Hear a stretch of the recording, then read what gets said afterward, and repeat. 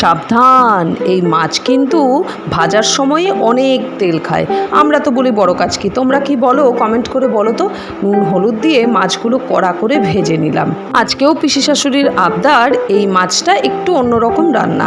মাছ ভেজে তুলে নিয়ে ওই তেলেই কালো জিরে ফোড়ন দিয়ে মাংসের জন্য রসুন আর আদা বেটেছিলাম, সেখান থেকেই 1 টেবিল স্পুন মতো আদা রসুন কাঁচা লঙ্কা বাটা তেলে দিয়ে খুব ভালো করে কষিয়ে নিয়ে একটা বড় টমেটো কুচি করে ভালো করে কষিয়ে নিতে হবে। তেল ছাড়লে তারপরে দিয়ে দিতে হবে প্রয়োজন মতো জল।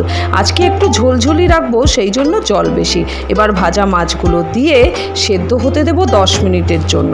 রোজই তো মাখা মাখা ঝোল করি, আজ ভাবলাম একটু গ্রেভি বেশি দিয়েই করি। ঢাকনা যখন খুললাম এত সুন্দর গন্ধ বেরিয়েছিল না, গরম ভাতে অনেকটা চলবে।